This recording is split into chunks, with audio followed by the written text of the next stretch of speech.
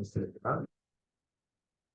출애굽기 12장 21절부터 61절까지인데요. 지금 30절까지만 함께 읽도록 하겠습니다. 제가 먼저 읽고 읽는 식으로 교대하도록 하겠습니다. 모세가 이스라엘 모든 장로를 불러서 그들에게 이르되 너희는 나가서 너희의 가족대로 어린 양을 택하여 유월절 양으로 잡고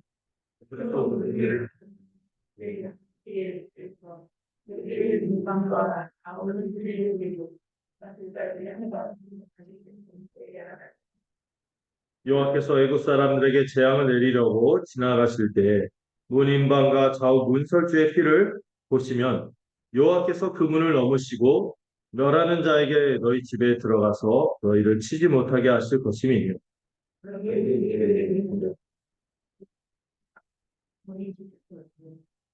너희는 여호와께서 허락하신 대로 너희에게 주시는 땅에 이를 때 이 예식을 지킬 것이라.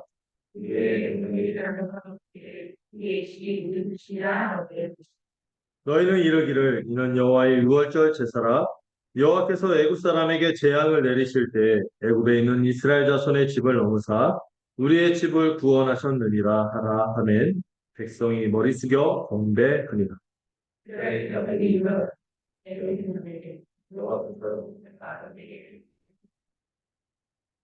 밤중에 여호와께서 애굽 땅에서 모든 처음 난 것, 곧 왕위에 앉은 바로의 장자로부터 옥에 갇힌 사람의 장자까지와 가축에 처음 난 것을 다 치시니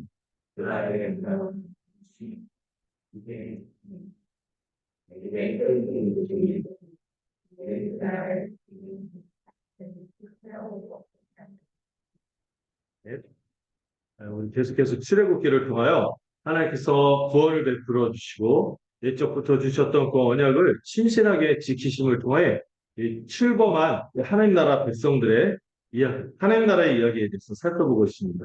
우리 그 크게 1장부터 18장까지는 출애굽 구원의 역사를 다루고 있는데요. 그 맥락 안에서 하나님께서 언약을 지키셨죠. 어떤 언약? 아브라함에게 주신 하나님 나라의 언약을 지키신 것을 알 수 있어요. 무엇을 통하여?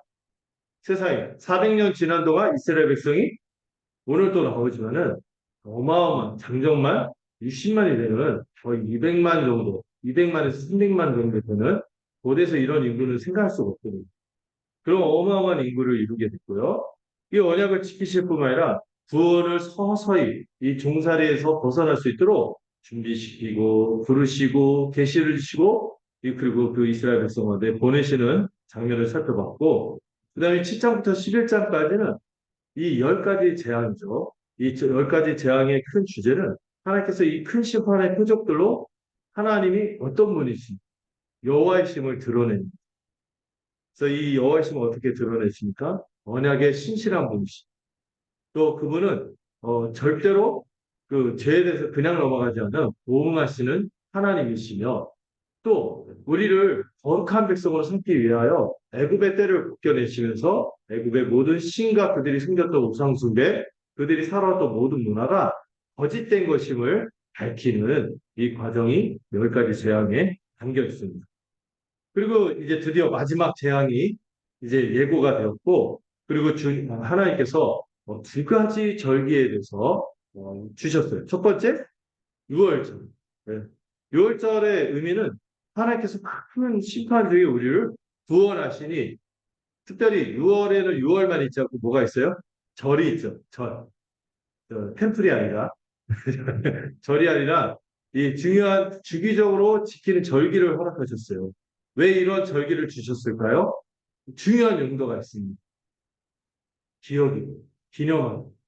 이 구원을 기념할 수 있도록 6월절을 주셨고, 또 일주일간의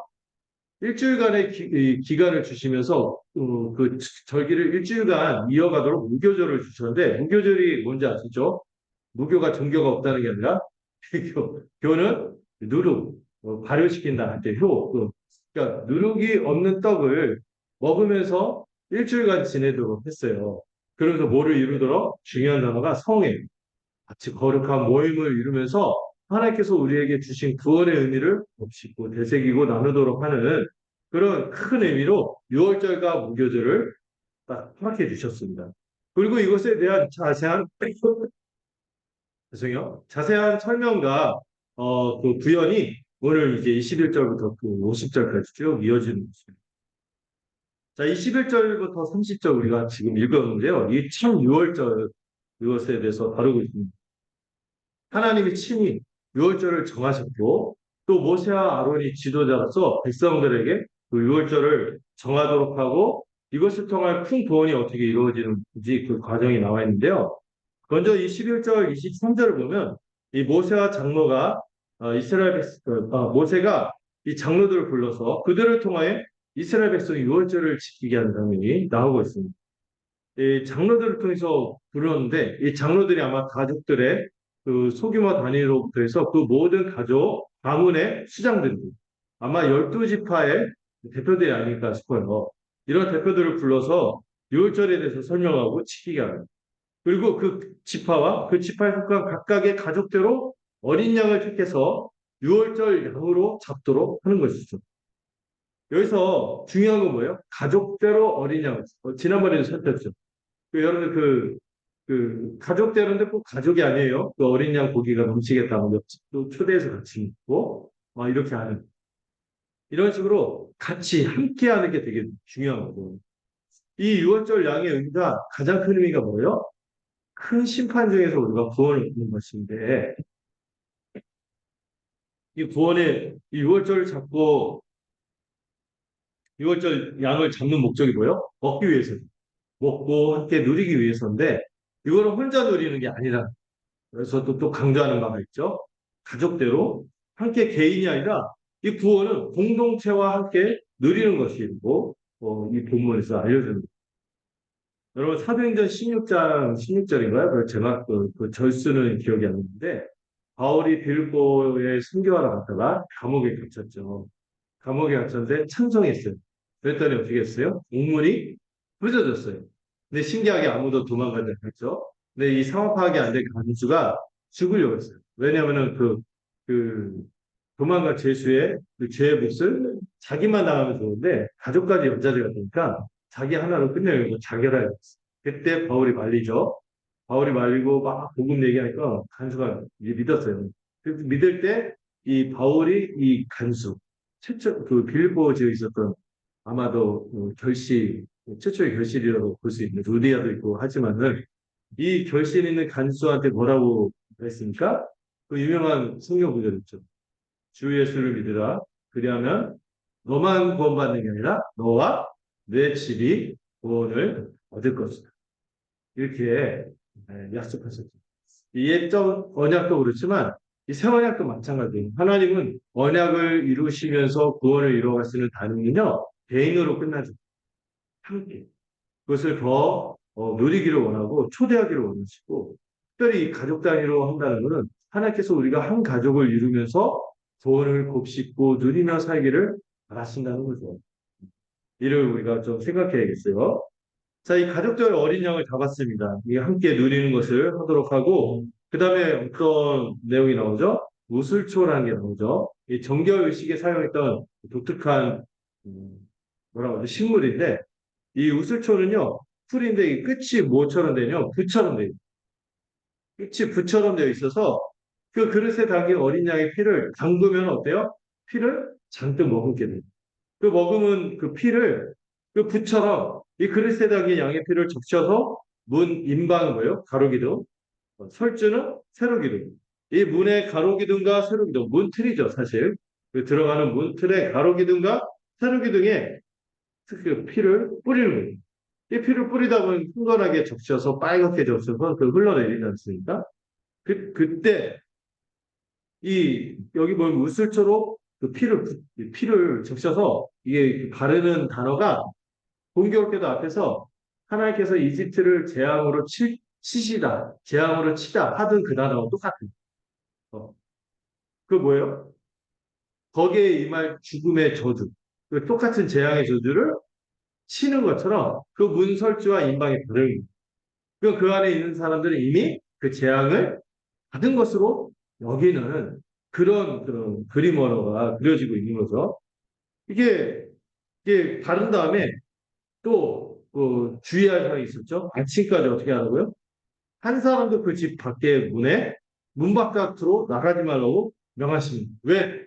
하나님의 이 궁유롭는 이 엄미한 심판이 임하는 현장에 이를 가벼이 여기지 말고 하나님의 이 심판의 이 상황을 중하게 여기고 거기 머물러 있어요. 구원 그 집 문 안에 머물러 있는 거예요. 이 하나님의 심판의 밤이 임하여 그것이 다 부어지고 끝날 때까지 어디에 머물러야 되는데 그 하나님이 주신 약속대로 말씀 구원의 약속대로 그 어린 양의 피를 받은 그 집안에 머물러 있어야 됩니다. 이거 우리식으로 얘기하면 복음 안에 머물러야 하는 거죠. 지금도 여러분 하나님이 나중에 최종적인 심판만 있다고 생각하시나요? 아니에요. 지금도 하나님의 심판이 로마서에 보면 지금도 현재 진행형으로 내려지고 있다. 그 내려지는 상황 속에서 우리는 지금 어디 안에 있는 거예요? 그걸 저 어린 양의 피를 받는 그 문 안에 들어가 있는 거죠. 여러분 복음 안에 머무르시는 거예요. 그래서 여러분 지금 계속해서 하나의 심판이 진행되고 그 완성을 향해 보고 있어요. 그래서 그럴 때 우리가 이 복음 안에 두렵고 떨림으로 머물러야 해요. 복음을 가벼이 여기거나 여러분 특별히 이 복음을 함께 나누는 공동체 교회를 떠나지 말고 우리가 함께 이 심판이 지나갈 때까지 완성되는 그날까지 이 복음과 교회 안에 머무는 우리가 되기를 바랍니다. 또 여호와께서 애굽 사람들에게 재앙을 내리려고 지나가실 때 문 가로기둥과 세로기둥에 피를 보시고 그 문을 넘어가셔서 이 멸하는 자 아마 하나님이 보낸 심판하는 천사겠죠. 죽음의 천사가 이 죽음으로 그 집안을 심판하지 않도록 하십니다. 여러분 딱 보니까 그림이 그려보니까 문 가로기둥과 세로기둥에 이렇게 피가 칠해지잖아요. 뭐가 인정되나요? 이게 가로기둥과 세로기둥에 피가 칠해지는 게 하게 이제 그림원으로 예수 그리스도의 십자가를 바라보도록 합니다. 그것을 바라보게 하죠. 여러분 우리도 동일해요. 하나님이 예 없이 그분은 한정, 통과, 죄도 허락하지 않은 분이기 때문에 이 거룩하신 분으로서 공의로운 심판, 행한 대로 갚으시는 분들, 그 죽음의 심판을 이 땅 가운데 내리실 텐데 우리도 사실 예외 없이 그 심판을 당한 자였죠. 그러나 우리가 누구 안에 있어요? 그리스도. 6월절 어린 양이신 주님이 우리 대신 십자가에서 피 흘리신 죽음으로 우리가 그분 안에 있어서 이 형벌과 심판이 그분에게 임한 것을 마치 우리에게 임한 것처럼 여겨서 우리가 구원을 얻는 것입니다. 이것만큼 십자가의 의미가 무엇인지 이 6월절 어린 양만큼 강력하게 보여주는 그림이 없어요. 이 구약에서 가장 강력하게 제시하고 우리 예수님이 마지막 만찬 때 친히 자신을 뭐라고 했습니까? 6월절 어린 양 잡았어요. 6월절에 되면 어린 양 잡아야 했는데 그때 어린 양 안 잡았어요. 자신이 어린 양이 될 것이기 때문에 떡과 잔만 나눴어요. 예수님이 사역을 시작할 때도 그 세례 요한이 예수를 보고 한 말이 뭐예요? 보라 세상 죄를 지고 가는 하나님의 어린. 예수님 그 6월절 속죄하시는 어린 양으로서 우리 대신 이 죽으신 것이죠. 이 문설주와 임박, 문 가로기둥과 세로기둥에 칠해진 이 피는 지금도 그거는 그림자고요. 그거는 그림자. 그거는 보여주기 위한 실체를 보여주기 위한 그림자였고 실체는 뭡니까? 우리 주 예수 그리스도의 십자가 은혜로 하나님의 어미하신 이 심판에서 우리가 모면하고 구원을 얻는다는 이 메시지가 여기에 담겨 있는 것이죠. 그리고 24절에서 28절을 보면 모세가 6월절을 자손들을 위해서 영원한 교례로 승계하는 장면이 나오고 있습니다. 이 6월절 지키는 것을요, 영원토록 대대손손, 주기적으로 꼭 지켜야 할 절기로 명하신 것이죠. 그리고 장차 이 본문을 보면 여호와 하나님께서 허락하셔서 주실 그 가나안 땅에 도착할 때 반드시 이 예식을 지키라 이렇게 명해. 네. 그래서 광야에 있을 동안에 지켰는지 모르겠어요. 그런데 광야를 지나서 가나안 땅에 들어갔을 때 이 6월절을 참 6월절을 지키게 하도록 하시는데 이 6월절 어린 양의 피로 그들은 반드시 그 어린 양의 피의 은혜를 그 어린 양의 피의 공로로 그 어린 양의 피 덕분에 반드시 어디에 도착할까요? 약속의 땅에 도착하게 됩니다. 기업인 가나안 땅에 도착해서 누리게 됩니다. 우리도요 동일합니다. 이 십자가 보혈의 피로 우리는 이미 어디에 들어간 자예요? 가나안 땅에 들어갔듯이 하나님 나라에 들어간 자가 된 것이죠. 그리고 우리도 이처럼 복음의 은혜를 이 6월절 십자 6월절 어린 양 그 십자가 복음의 은혜를 알기에 이를 기념하고 감사하기 위해서 뭘 해야 됩니까? 절기를 지키듯이 주기적으로 하나님께 예배해야 하는 것이죠.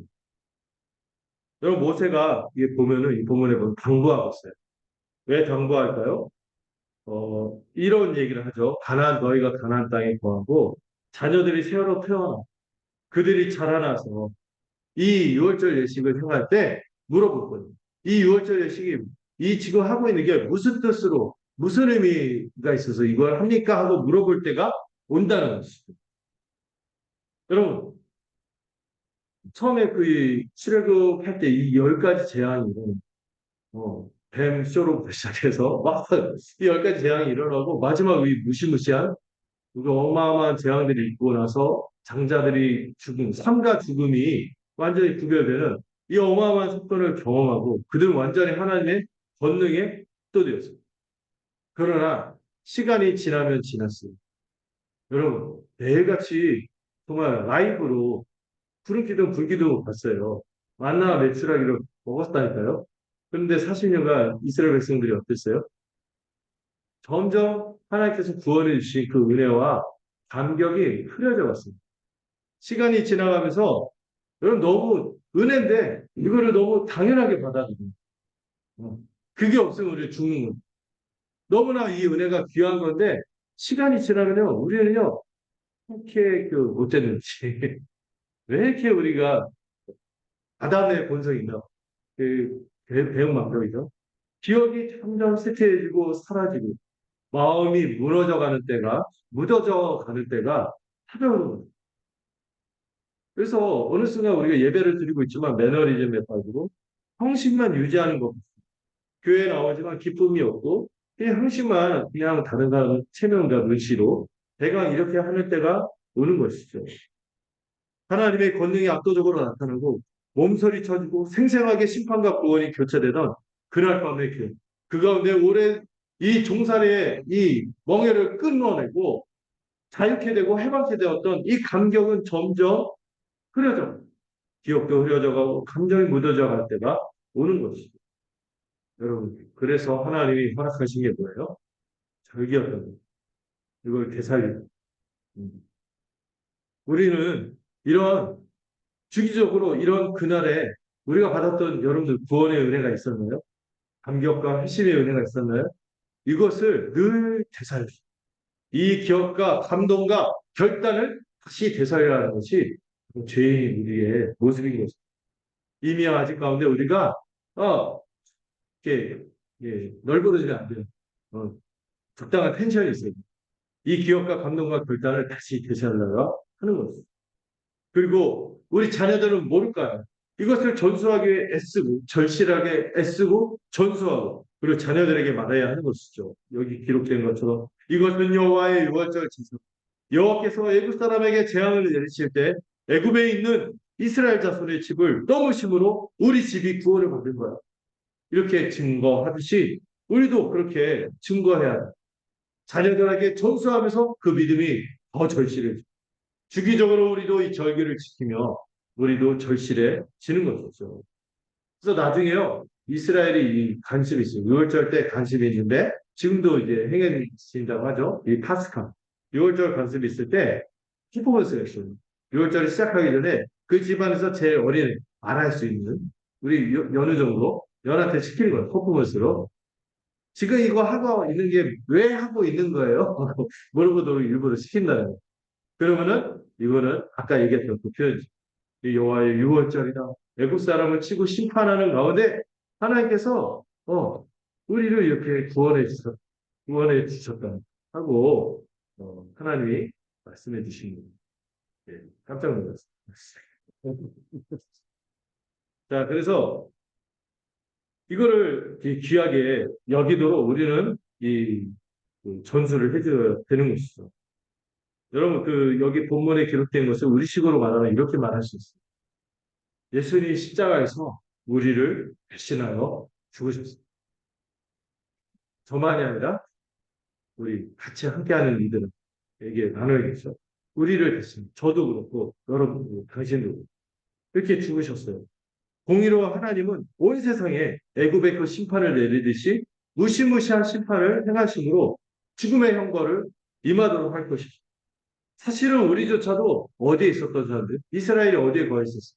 그 죽음의 심판이 거하는 죽음의 심판이 내려지는 애굽 땅에 함께 거했다는 거예요. 그런 죄인이었어요. 우리조차도 죄인이었고 이스라엘이 애굽에 거한 것처럼 죄 가운데 거한 자들이지만 예수 그리스도의 보혈의 은혜로 하나님이 우리에게 너희에게는 심판이 이미 다 치러졌다. 이렇게 여기심으로 우리가 구원받은 것입니다. 우리는요 아무것도 한 게 없어요. 주님이 우리의 죄값을 대신해서 다 치르시고 우리가 하나님 앞에 증명해야 되고 입증해야 되고 제시해야 될 그 모든 이루어야 할 모든 의로움을 이미 다 누가 이루셨어요? 우리 주 예수 그리스도 흠없는 유월절 어린 양이신 예수 그리스도께서 다 이루셨기 때문에 우리가 이런 큰 구원을 얻은 바 살고 있는 것입니다. 이 구원의 의미를 알게 이스라엘 백성이 그때 어떻게 합니까? 어떻게 반응하죠? 머리 숙여 경배합니다. 우리도 마찬가지입니다. 여러분 이 십자가 복음의 의미를 잊지 마세요. 여러분 우리 이 복음을 알았을 때 이 성령의 은혜로 말미암아 이것이 뜨겁게 다가오고 감동이 있었을 때 기억이 나시죠? 그 기억과 그 의미를 그 감격과 그리고 그렇게 십자가를 붙들고 살겠다는 그 의지를 우리는 주기적으로 반복해서 되살려야 합니다. 반복해서 이 십자가 복음의 의미를 확인하고 반복하고 듣고 마음에 새기고 예배해야 하는 것이 오직 하면 그런 찬양까지 나왔어요. 어제 복음 따였다. 오늘의 복음으로 우리는 살아가요. 어제 나 옛날에 할 때 그 복음의 은혜를 안 샀었지. 이런 거 없어요. 우리는 오늘도 이 복음의 기억을 생생히 되살리며 그 감격을 붙잡고 의지를 다하여 살아가야 하는 것이죠. 그리고 이스라엘 자손이 이 명령을 듣고 돌아가서 이 모세와 아론에게 명령하신 대로 그 유월절 절기를 지키고 있습니다. 이 본문을 볼 때 앞본문하고 연결이 되면서 좀 생각이 되는 지점이 있었어요. 뭐냐면은 여러분 출애굽기 4장에 보시면요. 이스라엘 자손이 모세와 아론이 찾아와서 이 앞에서 뱀을 보여주고 지팡이 뱀으로 바꾸는 거, 물을 피로 바꾸는 거, 막 뭐 있죠 이렇게 손 뺐다 했다 이거 두고 감격했어요. 여호와께서 그 자신의 이름을 알려주시고 그들을 구원해 주실 것이라는 말씀과 이 이적을 보고 권능을 보고 듣고 머리 숙여 경배했어요. 그때 머리 숙여 한번 경배했어요. 근데 그 다음에 모습이 뭐예요? 5장 넘어가자마자 바로와 애굽인들의 핍박이 시작이 되니까 마음이 상해갖고 어떻게 해요? 모세와 아론을 원망해요. 모세와 아론만 이 백성들만 모세와 아론을 원망한 게 아니라 모세도 어떻게 합니까? 이 백성들이 너무나 들끓고 막 그렇게 머리 숙여 경배하고 감사합니다 이래놓고는 그 다음에 와 있다 이런 거 우리 해서 괜히 와갖고 우리 고생시키고 와요. 하나님이 너네들 이게 하기를 바란다 이러고 막 하나님에 대해서 왜곡된 걸 얘기하고 막 이랬죠. 근데 모세도 완전히 낙심해서 하나님께 말하지 않습니까? 자기 외부를 넣는 일할 줄 알았는데 외부를 넣는 이렇게 학생이 됐죠. 그리고 나서 예, 이스라엘 백성의 반응이 기록이 되었지 않아요. 그때부터 나오는 게 뭐예요? 그때부터 하나님이 일하셨어요. 하나님께서 모세와 아론을 통해서 이 바로를 향해 찾아가서 열재앙을 일으키는 동안 이스라엘은 아무것도 한 게 없어요. 보면 어떤 반응도 없고 그냥 하나님 그들을 보호해 주시고 이런 것들만 나오지 이스라엘이 이것에 대해서 어떤 반응을 했다는 내용이 없어요. 단지 이 열재앙이 일어나는 동안 이스라엘 백성은 어떻게 했을까요? 자기들에게 벌어지는 일들, 이 애굽 땅에서 벌어지는 일들을 보고 어안이 벙벙했을 뿐이겠죠. 나중에 이거는 홍해 때, 홍해를 앞두고 마찬가지. 너희는 가만히 있어. 주가 여호와이신 같이. 그래서 그 위대한 기적이 일어나기 전에 그리고 뭐 엄마하고 뭐 애굽에 무덤이 없어 뭐 여기까지 와서 우리를 무덤에 파묻으려고 너무 불러와요. 이래서 원망하는 이 백성들을 향해서 모세가 얘기했는데 여기서도 마찬가지예요. 아무것도 안 했어요. 그냥 어안이 벙벙하다가 그리고 마지막 6월절 제사의 명령 10가지 재앙이 임하고 나서 이 6월절 제사의 명령을 듣고 하나님이 행하실 위대한 큰일 이 세상을 향해서 정의로우신 그 하나님께서 남김없이 공의로 심판하는 그 위대한 일을 볼 뿐만 아니라 그 가운데 사실 그들도 다를 바 없이 살았습니다. 그 가운데 구원해 주신 그 큰 일로 인하여 다시 머리 숙여 이때 다시 한번 출애굽기 4장에서 머리 숙여 경배했다. 헤맸는데 아무것도 안 했는데 이제 다시 하나님의 큰 일이 진행되고 나서 그것을 겪고 나서 이스라엘 백성이 어떻게 합니까? 머리 숙여 경배하는 장면이 나오고 있어요. 저 이거 보면서 참 우리도 마찬가지잖아라는 생각이 들어요. 십자가의 큰 애가 이미 큰 은혜가 이미 베풀어졌어요. 이를 믿는 자에게는 저 구원이 임하고 하나님 나라가 주어진 우리는 한 게 없어요. 우리는 단지 뭐만 하는 거죠? 예배하고 찬송할 뿐인 거죠. 여러분, 하나님께서 이 위대한 이 마지막 심판의 표죠. 열재앙과 비교할 수 없는 마지막 이 무시무시한 심판, 지옥의 행벌의 심판을 남김없이 이 우리 주 예수 그리스도께서 그 몸부리치면서 두려워할 정도로 그 남김없이 가보오는 모든 인류의 그 모든 이 심판, 저주, 재앙을 예수 그리스도에게 남김없이 다 부어주셨어요. 예수님의 그때 뭐가 되어서 죽었다고요? 전무후무한 죄인이 돼서 죽으셨고 예수님이야말로 이 죽음의 의미를 알기 때문에 그렇게 두려워하면서 그 죽음을 바쳤다고 했어요. 이게 이미 이루어진 거예요. 우리는 한 게 없어요. 우리는 그 은혜를 베푼 것을 보고 어안이 번번하고 감사하고 예배할 여러분 십자가 은혜가 어떤 것인지 안다고 하면서도 이마저도 마음 다해 이렇게 하나님께 예배하고 그렇게 감사하는 것에 임하지 않는다면 우리 도대체 이거를 아는 사람이 있는 걸까요? 우리에게 어떤 일이 벌어진다고 할지라도 우리의 상황이 어떻게 달라진다 할지라도 우리의 처지가 달라진다 할지라도 이 십자가 복음을 생각할 때 우리는 마음 다해 예배해야 하는 것입니다. 오늘 아침에 이제 영결 형제하고 이렇게 대화 나누다가 제가 이렇게 그런 표현이 떠올랐습니다. 우리 삶에 쓴 것들은 영하는 것이 별로 없어요. 다 변수예요. 너무나 변수가 많아요. 변하고 사람도 달라지고 관계도 달라지고 우리가 갖고 있는 것도 달라지고 주변 여건도 달라지고 늘 곁에 있을 줄 알았는데 부모님이 떠나시기도 하고 또 자녀도 또 어떻게 될지도 모르고 우리도 자신이 모든 게 변수예요. 근데 이 변수 중에서 변치 않는 상수가 있어요. 그게 뭐예요? 우리 주 예수 그리스도께서 십자가에서 우리를 대신해서 죽으셨습니다. 그 십자가의 사랑만이 이 모든 변수로 가득한 세상에서 우리를 굳건하게 기쁨과 평안을 줄 상수입니다. 변치 않는 상수. 이거 생각할 때 우리가 어떤 상황과 처지가 달라진다 해도 우리는요, 이 주어진 기쁨과 평안으로 인하여 하나님께 뭐 할 수밖에 없어요? 예배하는 자여야 하는 것입니다. 이 믿음에 굳게 섭수가 맞습니다. 이 믿음을 저버리는 거고 굳게 서시기 바랍니다. 자, 마지막 29절 30절 보시면은, 이 단락의 마지막입니다. 이 단락의 마지막에 보시면은, 29절 30절 보면, 이제 여호와께서 행동하십니다. 온 이집트의 축것을 빠짐없이 다 치시는 장면이 드디어 그 밤이 임했습니다. 무시무시한 밤. 여호와께서 애굽 땅 모든 처음 난 것, 가장 신분이 높은 바로의 황태자부터 가장 밑바닥 처지에 있는 옥에 갇힌 사람의 장자까지 가축의 첫 것까지 싸그리다 남김없이 예외 없이 그 심판이 임하여 엄중한 심판이 임하는 장면이 나옵니다. 그 밤에 바로와 모든 신하와 모든 애국 사람이 밤중에 한밤중에 일어나서 울부짖음이 들려지기 시작했습니다. 어느 집에서도 예외가 없었어요. 여기서도 울부짖는 소리가 나고 심지어 바로의 그 구중궁궐까지도 그 울부짖음들이 들리기 시작했습니다. 여러분 얼마나 무시무시한 장면입니까? 그 나라의 이 표현이 있죠. 죽임을 당하지 않은 집이 하나도 없어. 집이 하나도 없었다는 건 뭐예요? 그 집에 장자를 탔다는 거는 뭐예요? 그 집 전체를 탔다는 거예요. 애굽에서 일어난 이 장자의 죽음은요. 여러분 장차 하나님의 심판이 임할 때 모든 사람을 예외 없이 형벌을 내리시는 그날을 미리 무시무시하게 보여주는 그림이겠죠. 그러나 여러분들 기억하세요. 6월절 어린 양의 피를 의지하는 자, 그 안에 머무는 자는 반드시 구원을 얻을 것입니다. 이거 우리식으로 뭐예요? 더 명확한 의미가 뭐예요? 예수 그리스도 십자가 보혈의 은혜 안에 거하는 자들은 이 무시한 형벌의 심판에서 구원을 얻을 것입니다.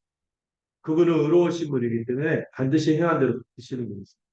우리는 너무 의에 대한 기준이 낮아요. 죄에 대한 기준이 높고. 그래서 이게 뭔지 몰라요. 그러나 그분 앞에 선서가 우리 직감하게 됩니다. 우리가 정말 죽어 마땅한 자들, 모든 하나님의 사람들 하나님의 임재 앞에 섰을 때 주여 저를 떠나소서 나는 죄인이로서 그렇게 고백할 수밖에 없어요. 그분의 거룩하심과 의로움을 기억할 때 그분의 엄중한 심판이 임할 때 우리가 뭐라고 우리가 그 유월절 어린 양의 피 우리 주 예수 그리스도 십자가의 은혜로 먼저 구원을 받는 이거 우리가 항상 잊지 말아야 하는 것입니다. 우리가 이거를 잊지 말아요. 자, 그리고 나서 이제 31절부터 42절을 함께 살펴볼까요? 31절부터 42절. 제가 먼저 읽고 여러분들 읽는 식으로 교대에서 읽을게요.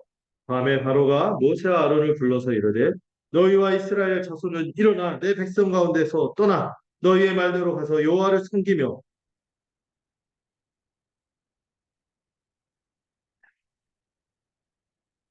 애굽 사람들은 말하기를 우리가 다 죽은 자가 되도다 하고 그 백성을 재촉하여 그 땅에서 속히 내보내려 하므로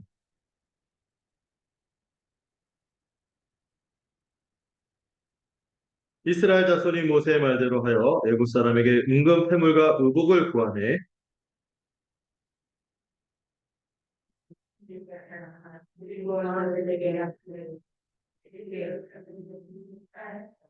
이스라엘 자손이 라암셋을 떠나서 숫곳에 이르니 유아 외에 보행하는 장정이 60만 가량이요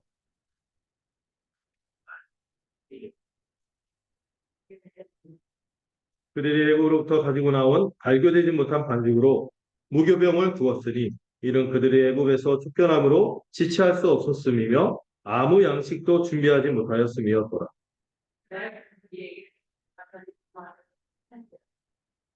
430년이 끝나는 그날에 여호와의 군대가 다해 애굽 땅에서 나왔은즉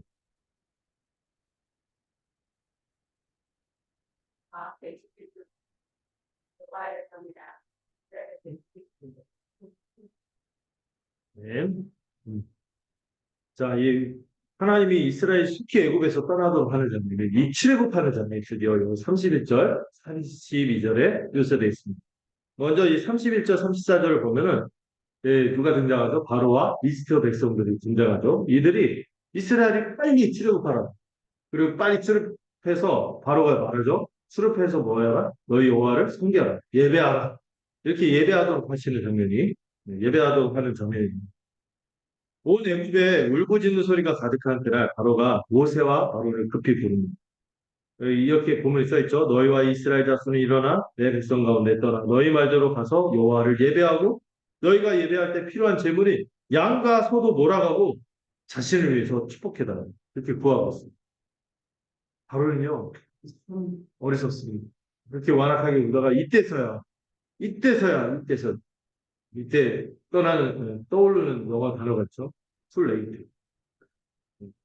자기 장자가 죽고 나서요. 하나님이 어떤 분인지 그분이 자기 백성을 얼마나 위하시는 분인지 뼈저리게 이때서야 깨달은 거예요. 얼마나 바로가 혼이 나가는지 뭐라고 합니까? 자기를 위해서 축복해달라. 지금 바로가 정신이 없다. 지금 막 자식이 죽고 두려움이 있고 슬픔도 있고 이해하지 못하고 처음에 이런 게 다가오면은 막 나중에 천천히 할땐 당하고 어안이 번방하고 무슨 말을 내가 하는지도 모르고 그러잖아요. 바로 그 짝이 지금 리얼한 지금 바로의 상태가 자기를 위해서 축복해달라. 자식이 죽은 충격 때문에 또한 더한 재앙이 임할까 두려웠어. 이 대제국의 황제 바로가 자기를 축복해달라고 모세 아론에게 빌고 있어. 여러분 그 당시도 지금도 그렇고 축복은 누가 하는 거예요? 더 높은 사람, 더 권위 있는 사람이 하는 거예요. 근데 바로가 이 부탁을 모세 아론에게 한 건 뭐예요? 철저한 행복, 철저한 굴복. 나를 축복했지. 그렇게 얘기할 정도로 완전히 굴복하는 이 대제국의 파라오가 완전히 무너집니다. 다른 애국 백성들도 뭐라고 합니까? 우리가 다 죽은 자가 되고 맞아요. 장자가 죽음으로 다 죽은 자가 되었다가 말하며 각고자기에서 이스라엘 백성을 재촉해서 그들이 있어야 이제 벌어먹고 사는데 예, 멸족배로 막 혜택을 누리고 전쟁 대신 나가지고 이런데 이런 거다 빨리 빨리 속히 내보내려. 그 백성들도 이 발교가 뭐냐면 축성이라고 얘기하셨어요. 이 발효되지 못한 반죽 담은 그릇을 이스라엘 백성이 옷에 싸서 어깨에 맵니다. 뭐예요? 뭘 준비하고 이렇게 할 차비 없이 속히 나가는 장면이 너무 여러분 430년간 붙들어 매어 사는데 순식간에 나가는 이 반, 이 애굽의 삶, 애굽이 누리처럼 이 죄된 이전의 삶, 이거는 이제 끝난 거예요. 누룩 없는 떡이 되기도 전에, 떡도 되기 전에 발효되지 못한 그 반죽 그릇에 이걸 메고 나오게 함으로써 빨리 이전의 삶을 청산하고 새로운 하나님 나라의 삶을 살 수 있도록 하나님께서 식전하게 하십니다. 35절, 38절에서 참 눈여겨볼 내용이 나오는데요. 여호와께서 이스라엘 백성이 출애굽할 때 이스라엘 백성만 나가게 하죠. 누구도 합류하게 하십니까? 이방인들도 합류하게 하는 장면이 나와요. 여호와의 말씀대로 하나님께서 이미 말씀하셨죠. 그들이 출애굽할 때 빈손으로 나가지 않고 은금 패물을 그들에게 받아서 자녀들을 예쁘게 치장해서 자녀들한테 그렇게 한만 대물림을 해줬는데 자녀들을 예쁘게 치장해서 나가게 됩니다. 그래서 외국 사람에게 은금 패물과 우복을 요구하니까 외국 사람들의 마음을 하나님이 주장하셨어요. 그들에게 은혜를 입게 되어서 완전히 헌복하고 두려운 마음으로 이스라엘이 구하는 대로 줬다는 이런 표현도 나와요. 다른 번에서 터아파 이스라엘 백성이 이집트에서 주세요, 주세요. 그들이 막 그래 가져가세요 하고 그러면 그들이 다 가져갔다는 이스라엘 백성 외국 사람의 물품을 취하는 장면입니다.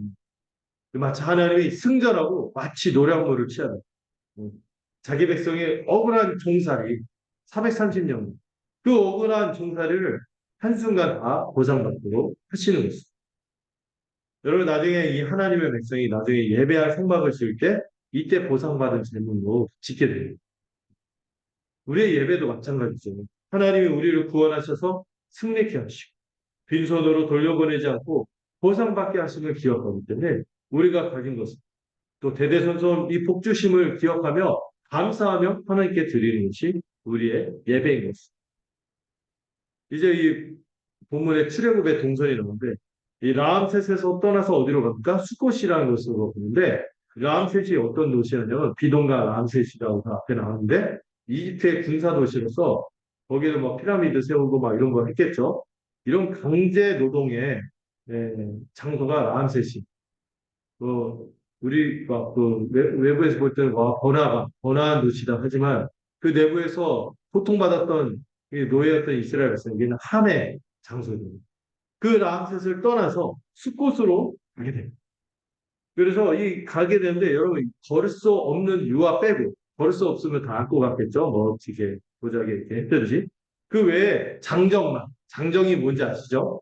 입영 통지서 받을 수 있는 아이 사람들 이 전쟁에 나갈 수 있는 이 입대할 수 있는 남자만 60만 명 60만 명이고 그 외에도 수많은 이방 족속과 양과 소와 심이 많은 가축이 이 위대한 출애굽의 여정을 시작하게 됩니다. 어마어마했을 거예요. 여러분 그한막 사실 이런 감이 없거든요. 10,000명 정도만 모여도 어마어마하다면서요. 어디 미어 터지고 그러는데 뭐 어디 경기장 보면 2만 명 들어가고 꽉 차면 어마어마하지 않습니까? 뭐 어디 화장실 가기 힘들어요. 그런데 지금 60만 명이라는 거예요. 우리 지금 옛날에 그 우리 육군 장병 60만 막 이랬을 때 우리 국군 장병 60만인데 안 되는데 그 60만 명이 되고 또 5인 가족이라고 치면은 적어도 300만 많게는 300만에서 200만 그 인원이 쫙 가축들을 들고 이게 가령 어마어마한 장면이 나오고 있는 것이 그 외국 사람들에게 은혜를 입었고 이들이 이 구원의 행렬을 이룰 때 중요한 표현이 있어요. 수많은 여기 보는 잡족이라고 했죠. 잡족이 뭐냐면 다양한 민족, 여러 민족들. 좀 성경 표현이 번역할 때 약간 거칠게 표현하는데 다양한 여러 민족들이 이스라엘 백성들 말고도 이방 민족이 이 구원의 대열, 이 출애굽의 대열에 같이 동참해서 따라갔다. 이게 기록이 됩니다. 이게 의미가 커요. 여러분 이 중에는 누구도 있었을까요? 이집트 사람들도 있었어요. 여기 보면은 하나님의 말씀을 마음에 두고 그분의 위대한 권능과 이스라엘을 해방케 하시는 크신 자비에 압도됐어요. 이집트뿐만 아니라 거기에 같이 대제국이다 보니까 뉴욕만 해도 여러 민족이 산다는 거였어요. 여기 여러 민족이 살았겠죠. 그들이 이것을 듣고 압도되어서 이 구원의 행렬에 같이 동참하여 출애굽하고 함께 하나님이 만들어 가실 약속의 땅을 향해 가는 장면이 나오고 있습니다. 어마어마한 장면인 거죠. 이걸 글로만 보니까 영화라도 하나 넣어줄 볼까요? 쉽게 뭐 이런 거. 근데 그 약간 부실하게 했어요. 어마어마했을 거예요. 아, 이런 거 엄청난 그림이 나오는 거죠. 자, 그리고 39절 42절에 이 반복되는 표현이 있습니다. 여호와께서 이스라엘 백성이 몇 년 만에 430년 만에 서둘러서 출애굽하게 하셨다고 본문이 기록하고 있죠. 이 애굽에서 이미 누룩이 없어 발효되지 못한 반죽으로 무교병을 구워요. 그 누룩 없는 떡이죠. 이 누룩 없는 떡을 준비한 것을 왜 줬다 그랬죠? 지난주에 살펴봤죠. 애굽에서 떠날 때 어떻게 하지 말라고? 미련두지 말고 지체하지 말고 촉히 떠나 신속하게 쫓겨나듯이 그들이 지체하지 않고 바로 나왔기 때문에 뭐 이렇게 바리바리 막 쌀 그 여유가 없는 거예요. 이스라엘 출애굽할 때 심지어 어떤 양식도 준비하지 못할 정도로 출애굽했다고 합니다. 여러분 거기 여정이 꽤 될 텐데 그 수많은 인원들이 누룩 없는 떡만 들고 나갔다는 거. 누가 먹여 살립니까? 누가 먹여 살려요? 당연히 하나님 먹여 살리는 거죠. 걱정하지 말고 끌어내고 출발하라. 누가 책임져요? 쟁기를 두고 뒤를 돌아보지 말라요. 하나님께서 책임질 거니까 이전의 삶에서 끊어버리고 이제 새로운 삶으로 뛰어들어가는 거예요. 그래서 하나님이 친히 광야에서 가나안에 이르기까지 지금 어마어마한 이 돌보심이 임하게 됩니다. 여러분, 어떤 민족이 이 40년간 이걸 경험했을까요? 뒤에 보면은 뭐가 있어요?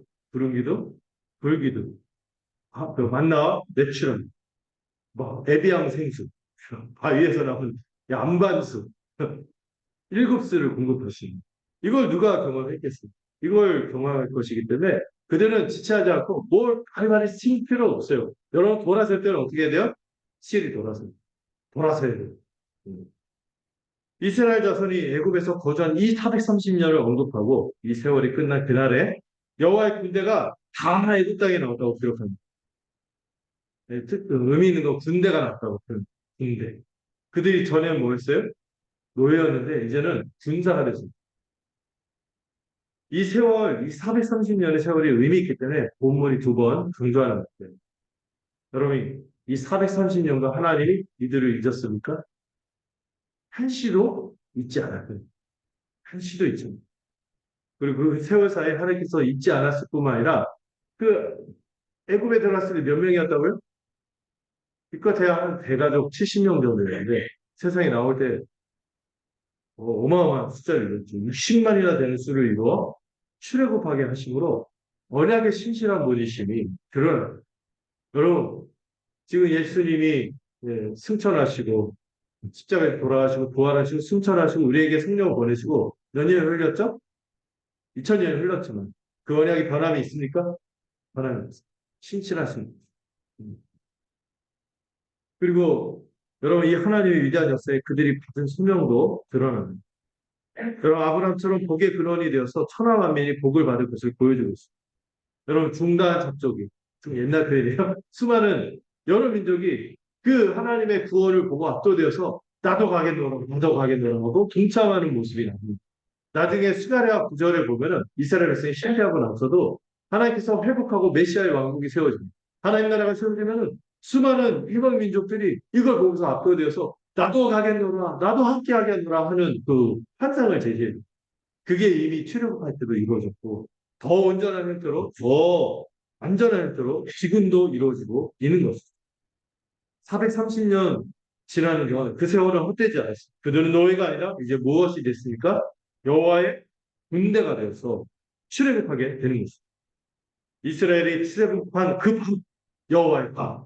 이스라엘은 그 여호와 앞에 영원토록 그 절기를 지키며 대대로 유월절 밤 의식을 자손들이 지켜나갈 것입니다. 그리고 궁극적인 그 밤이 우리에게도 주어졌습니다.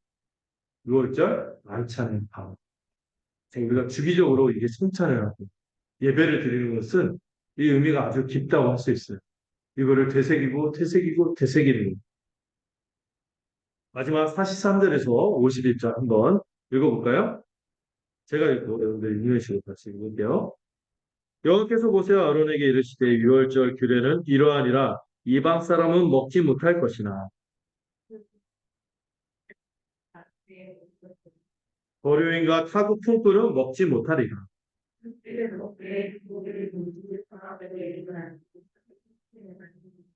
이스라엘 회중이 다 이것을 지킬지니라.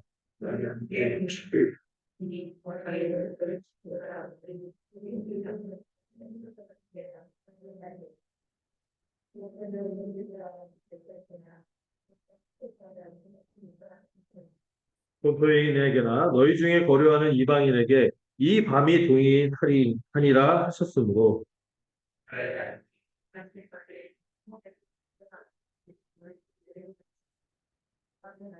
다시 읽겠습니다. 바로 그날에 여호와께서 이스라엘 자손을 그 무리대로 애굽 땅에서 인도하여 내셨다. 자, 여기서는 이제 유월절을 어떻게 또 거룩하게 지킬 것인지 이 상세하게 설명이 나오고 있죠. 이 43절부터 47절까지는 이 유월절 규칙, 유월절 규례를 어떻게 거룩하게 구별하여 지킬지가 나오고 있어요. 먼저 제한을 둡니다. 이 유월절 규례를 지킨다. 이건 뭐예요? 유월절 식사에 동참하는 거거든요. 이 유월절 식사에 동참할 때 누구는 참여하지 못한다고?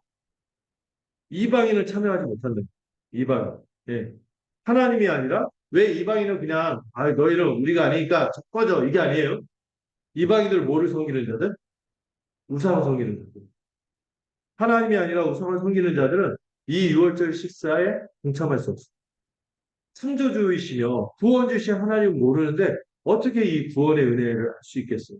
이 구원의 은혜를 누리는 예식에 참여할 수 있겠어요? 유월절 식사에 참여하지 못합니다. 그래서 여러분 그런 말이 있어요. 교회당 문턱은 낮아도 교회 문턱은 높다. 왜 그런지 아세요? 이 믿음이 있느냐 없느냐가 되게 중요한 거예요. 교회 같은 경우는. 믿음 이런 거를 분명하게 확인하지 않고 함부로 교회로 받아들이지 않는 거예요. 이거 하나님의 백성의 공통점이죠. 하나님 믿지 않는데 우리 회중 가운데 들어와서 그렇게 거룩한 식사를 함께 할 수 없는 것입니다. 6월절 성찬. 이 교회에서 그래서 교회가 동일하게 모두 함부로 베푸지 않는데요. 애차는 공동 식사는 열려 있지만 뭐는 제한하니까 성찬. 예. 이 이방인들 하나님을 제대로 믿지 않고 섬기지 않는 우상 숭배자들한테는 허락이 되지 않는 거예요.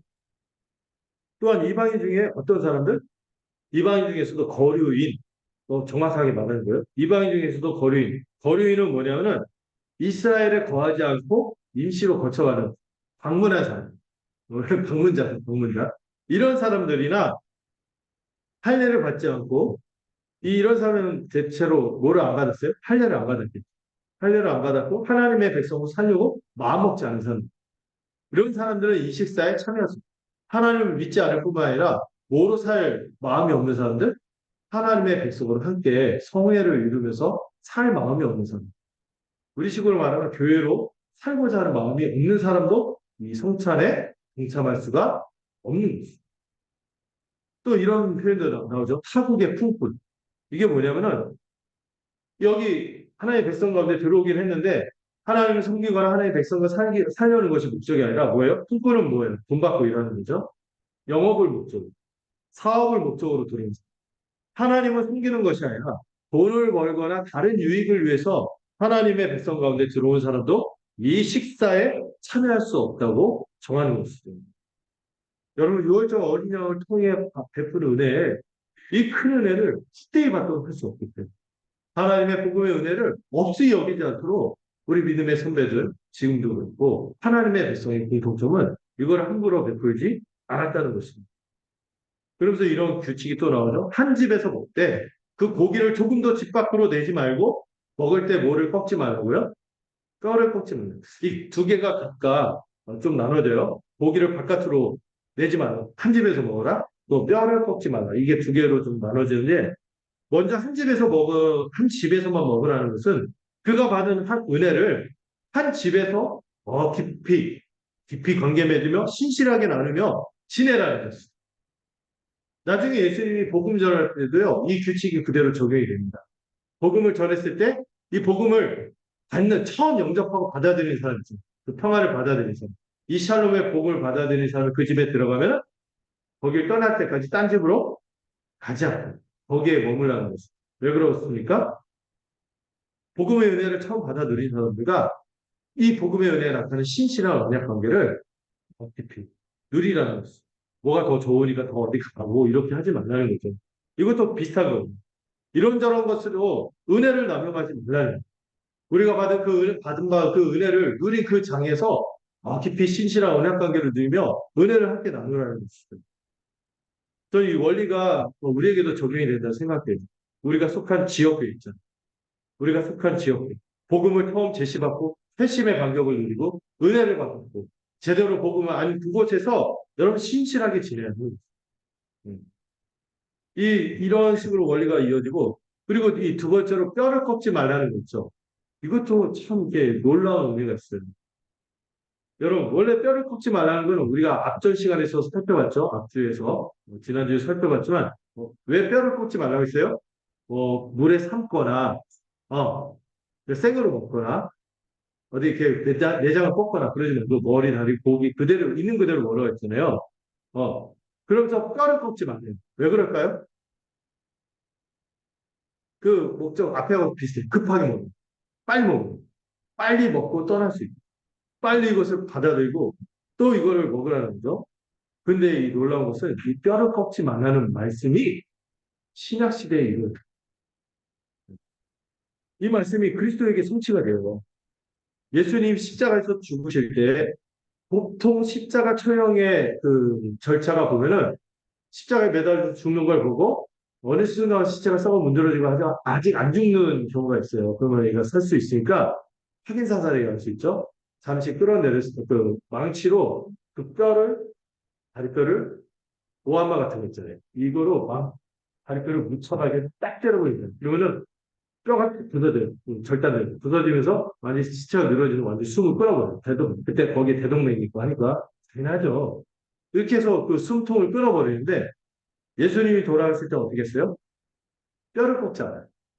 이미 죽은 게 객관적으로 확인이 돼서 창으로 그 허리를 푹 찔러서 그 시체에서 나오는 그 탈수 증상 있죠. 그쫙 눈가피가 다 빠져나오는 거예요. 확인하는데 굳이 그렇게 뼈를 꺾어야 되는데 안 하고 탕으로 찌릅니다. 그러면서 그 신약 기자들이 뭐라고요? 그 뼈가 꺾이지 않은 이런 말을 써요. 그분이 우월적 어린 양처럼 뼈가 꺾이지 않고 그 위대한 구원의 죽음으로 죽었다는 것이 정확하게 그리스도에게 성취가 된 것입니다. 본문을 한번 볼게요. 별거 아니지만 제가 본문을 두 개 준비했거든요. 이게 구약에서도 메시아를 그리면서 예표하면서 약속된 말씀이며 또 신약에서도 역시 이거를 소개하고 있어요. 이거를 인용해서 말하고 있죠. 한번 읽어봅시다. 이 두 가지 말씀. 시작. 이들을 도와주며 이들이 동반을 되지를 않게 이 일어나는 것을 하나님께 아니라는 생각을 먼저 시편 34편은 메시아 시편, 메시아, 의인이 나타나서 그 모든 구원을 행하고 그 의를 행하실 텐데 그가 죽을 때 어떻게 해요? 하나님께서 그의 모든 뼈를 보호하시고 그 중에 하나도 꺾이지 않도록 하실 것입니다. 하면서 이 6월절 그 어린 양과 그 오마주를 그림을 내치시켜주고 그리고 실제로 예수님이 십자가에서 죽는 그 현장 그거를 요한이 기술하셔 뭐래요? 이 십자가가 일어나고 그 뼈가 꺾이지 않고 창으로만 이렇게 그분의 죽음을 끝나잖아요. 그 확인하는 끝났는데 그 뼈가 하나도 꺾이지 아니하리라 이 시편의 메시아를 예표하는 시편과 또 이 구약 출애굽의 그 출애굽의 말씀이 누구에게 이루어졌다? 예수님에게. 구약의 모든 이것이 우리 주 예수를 통하여 실이 성취된 것임을 강력하게 증거하는 것입니다. 이 유월절 규례가 누구를 통하여 완전히 성취됐어요? 예수 그리스도를 통하여 성취된 것을 보는 것이죠. 자, 이제, 죄송합니다. 이 48절, 49절을 보면은, 이 앞에서는 이방인을 그 우상을 숭배하는 자들, 또 사업적인 목적으로, 다른 이익을 목적으로 들어온 사람들, 또 하나님의 백성으로 살 의사가 없는 사람들을 이 유월절 식사에서 제안했잖아요. 근데 여기서 누가 유월절 식사에 참여할 수 있는지를 설명하는 게 48절, 49절입니다. 여기 보면은 앞에서 이방인을 못 먹게 했는데 여기서 또 다시 이방인도 유월절 식사에 참여할 수 있도록 돼요. 이 유월절 식사에 어떻게 동참하게 합니까? 자, 이 대상이 44절에 잠깐 나오는데 빚에 팔려 이스라엘의 종이 된 가난한 이방. 그 삶이 완전히 무너졌고 의지할 데가 없는 사람. 그래서 종이 된 사람. 그런 사람도 뭐만 받으면 할례만 받으면 개종하면 먹을 수 있다. 이렇게 얘기하는 거예요. 그리고 48절에서 하나님의 백성과 함께 거류하는 타국인이라는 표현이 있는데 이 타국인이라는 표현이 앞에 나오는 그 거류한다는 표현이 있죠. 음, 그거하고 단어가 달라요. 같이 같은 한글 표현을 써서 이게 같은 것처럼 쓰여져서 좀 아쉽긴 한데 자 앞에서 어디에서 거류한다는 표현이 나오죠?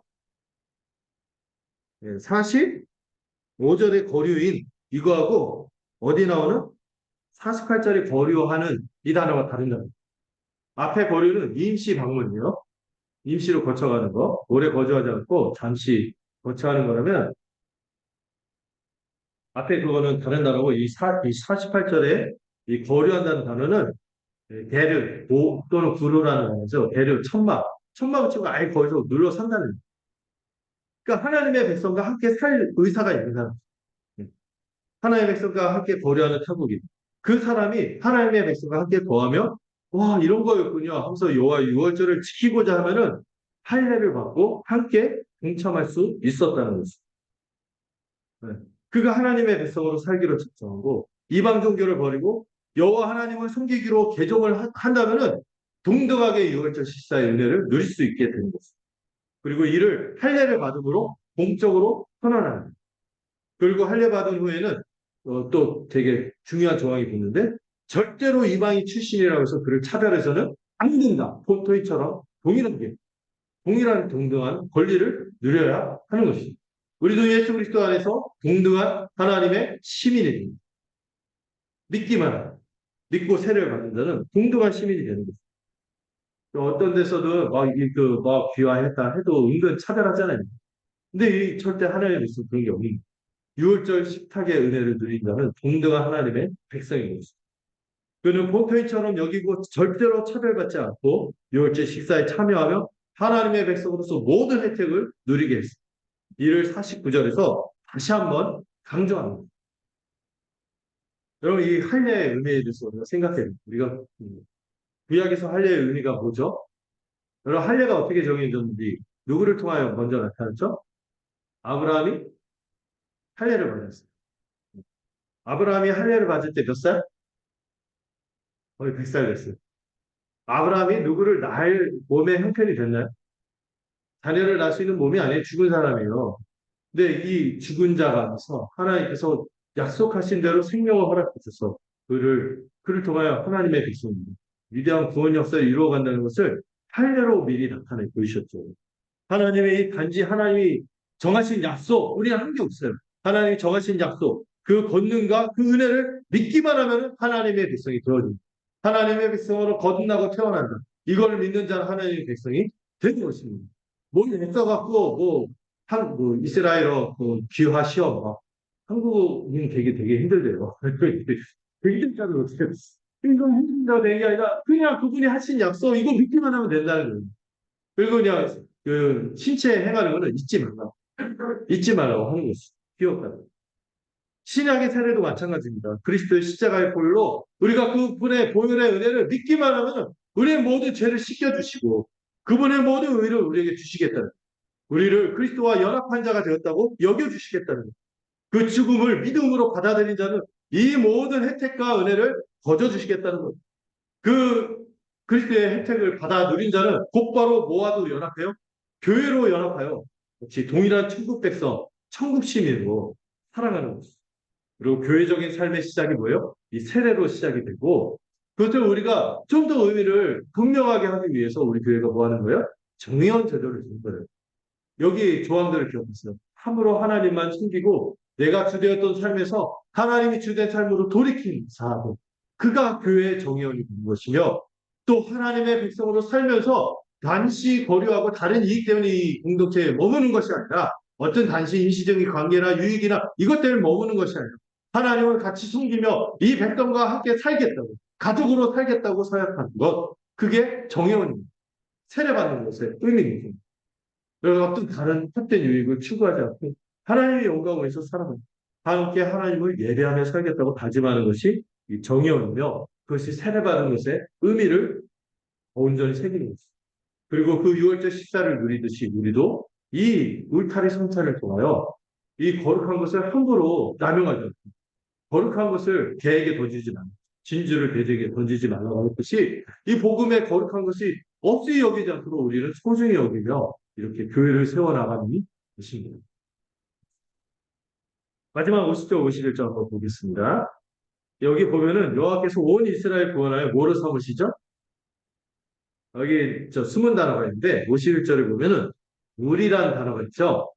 근데 여러분 이 물이라는 단어가 나오는데 개역에서는 그런데 제가 여러분들 미리 묵상하라고 그 한서 표현을 아침에 이렇게 올리잖아요. 거기 뭐라고 번역이 됐어요? 부대, 부대, 부대별, 부대별. 이게 뭐예요? 앞에서도 이 이스라엘의 이집트에 놓였던 이들이 뭐가 됐어요? 여호와의 군대가. 그들이 나왔을 때 뭐가 됐어요? 군대가 됐어요. 여호와의 명령대로 온 이스라엘 유월절 식사를 행했습니다. 바로 그날에 여호와께서 이스라엘 자손을 그 무리대로 애굽 땅에서 인도해 내셨는데 이 무리가 여호와의 군대로 인도해 내십니다.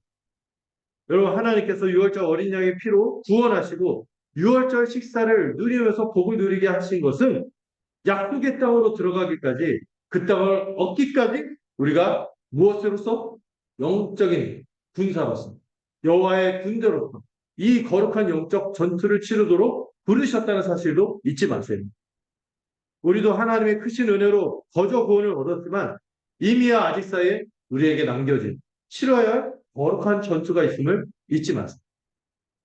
그러나 여러분 잊지 마세요. 이 싸움은 이미 적진을 초토화시키기 시작하는 싸움입니다. 이미 이긴 싸움이에요.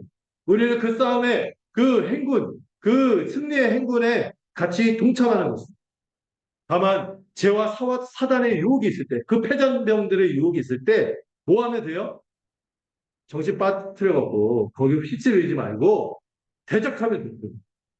여러분 대적하지 않고 정신 차리지 않으면 어떻게 삼키워지는 거예요? 우는 사자가 막 삼키려고 막 그런다는 거기 자기가 가서 삼키는 거예요. 그러지 말고 정신 차리고 대적하면 승리할 수 있다고 했어요.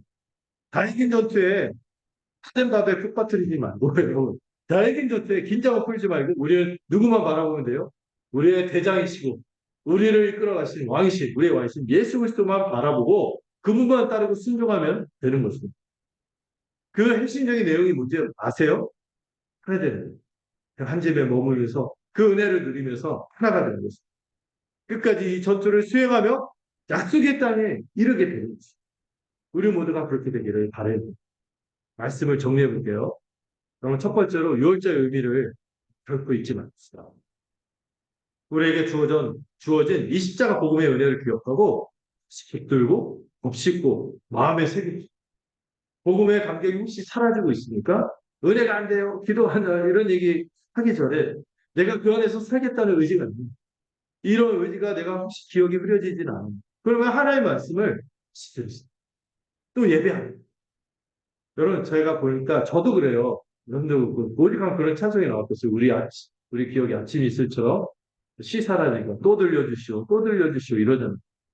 우리 기본적으로요 ADHD에다가 영적인 단기 기억 상실증. 어떤 영화 보면은 메멘토라는 영화 보면은 방금 내가 막 도망가다가 뒤에도 누가 총 쏴갖고 도망가다가 누가 총 쏘고 자기 쫓아가면 잊어버려. 내가 왜 뛰고 있지? 이거 총 쏘고 내가 도망가고 있구나 막 이러잖아요. 약간 우리가 그런 것 같아요. 영적 단기 기억 상실증에 빠질 때가 많습니다. 그래서 하나님이 뭐를 주신 거예요? 우리에게 주기적으로 기억하는 절기를 주신 거예요. 유월절. 근데 여러분 우리 아시죠? 신약 시대가 되어서 이런 절기가 우리에게 더 이상 의미가 없어요. 왜? 누구 안에서? 그리스도 안에서 모든 것이 다 성취됐어요. 다만 우리는 주께서 십자가와 부활의 은택을 부어주시는 그 모든 것을 이룬 안식 후 첫날에 언제? 주일을 정하여 같이 주의 날 주일을 지키며 예배에 힘쓰는 것입니다. 여러분 이 주기적으로 하는 이 예배에도 우리가 정말 마음 다해 참여하지 않으면 우리는 아까 말씀드렸죠. 기본적으로 아담의 본성이 여전히 있어요. 존재는 새롭게 되었으나 본성이 여전히 있기 때문에 이 영적인 단기 기억 상실증에서 벗어나도록 우리가 주기적으로 예배하고 함께 그 주기적으로 주일만이 아니라 매일의 삶 속에서 이 은혜를 놓지 않게 해서 끌고 살아가는 것이 중요한 것이죠. 두 번째로 여러 출애굽한 사람답게 속히 이전의 애굽의 삶, 과거의 삶에서 빨리 벗어나는 우리가 되었으면 좋겠어요. 왜 자꾸 과거로 돌아가려고 하죠? 누룩 없는 떡 정도가 아니라 아예 발주차에 들고 수들러 나가야 돼요. 이 사람들 빨리 가라가는 거예요. 이제 거기에 소망이 없어요. 망했어요. 이제 새로운 땅을 향해서 가는데 왜 이전의 삶으로 돌아가고자 하니까? 하나님이 큰 일을 이미 행하셨고 세상에 대해 승리하셨고 우리에게 그 수많은 은금 폐물로 보상해 주신 것처럼 우리에게 교회를 허락하셨으며 구원의 기쁨을 허락하셨고 이 예배하도록 모든 것을 주셨고 언약대로 이루셔서 풍성한 은혜를 주셨습니다. 이를 기억할 때 과거의 미련을 주는 것은 어리석은 것입니다. 지체하지 않고 누룩이 없는 떡을 먹으며 영적인 여정, 군사로서 계속해서 걷는 우리가 되기를.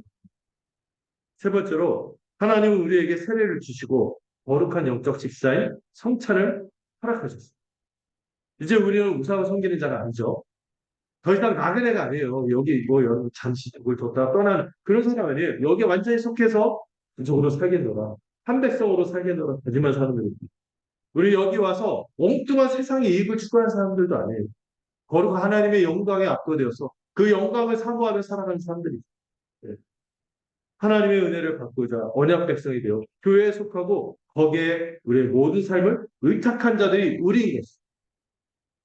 이제 여호와의 군대로서 거룩한 영적 전투를 행하기 위해서 이제 과거에 붙들려서 헤매지 말고 이 사단의 이 모략과 이 마귀의 시험에 헤매거나 삼키우지 말고 정신 차려서 이 우리가 같이 어깨를 나란히 하고 서로 등을 맡기면서 든든한 동지로서 전우회를 다니면서 거룩의 여정을 우리 주님 오실 때 우리가 또 죽음을 맞아서 하나님나라에 다다를 그날까지 함께 서로 의지하며 살아가는 우리 모두가 되기를 간절히 소망합니다. 기도하겠습니다. 하나님 아버지, 오늘도 이 6월절의 은혜를 되새기고자 합니다. 우리는 너무나 쉽게 있는 것 같습니다. 너무 쉽게 우리의 시선도 흐려지거나 너무나 다른데 우리의 눈길이 팔리는 것 같습니다. 우리가 이 가운데서 이것을 다시 듣고 오감으로 누릴 수 있도록 우리에게 예배를 허락하셨고 주의를 허락하셨고 함께 예배하는 이 절정의 자리를 허락해 주셨습니다. 이를 귀히 여기며 날마다 십자가 부활의 은혜 가운데서 감격하며 살아가는 우리 모두가 되도록 붙들어 주시옵소서. 이미 출애굽한 백성답게 이제 옛사람은 끝났고 새 사람으로 살아가는 삶이 우리의 삶이 되기를 원합니다. 자꾸 옛 본성에 사로잡혀서 사단 마귀의 유혹과 그리고 그들의 도발에 넘어가서 그 삼키운 자가 돼서 우리의 무기가 되는 그런 안타까운 모습 우리 가운데 더 이상 없게 하시고 그래서 돌이켜서 누룩 없는 떡 거룩을 추구하며 군사로서 영적인 여정을 계속 걸어가는 우리가 되도록 들어 주시옵소서. 우리에게 주기적으로 이 영적인 식사를 하도록 성찬을 주께서 허락하셨습니다. 이 성찬을 먹을 때는 우리가 스스로 주가 되어서 살았던 삶에서 돌이켜 우리의 주가 우리 주 예수 그리스도의 심을 믿고 우리의 자신을 쳐서 복종하는 그리고 이 교회로 살게 하심을 기억하시며 더 이상 여기에 머무는 자 자신의 개인의 이익이나 엉뚱한 이익을 추구하는 자가 아니라 오직 하나님의 영광에 압도된다는 것을 교회에 속하고 거룩하게 살아가는 우리 귀한 서연의 지체들 될 수 있도록 축복하여 주시옵소서. 예수님의 이름으로 기도드렸습니다. 우리 찬송가 265장 함께 찬양하겠습니다.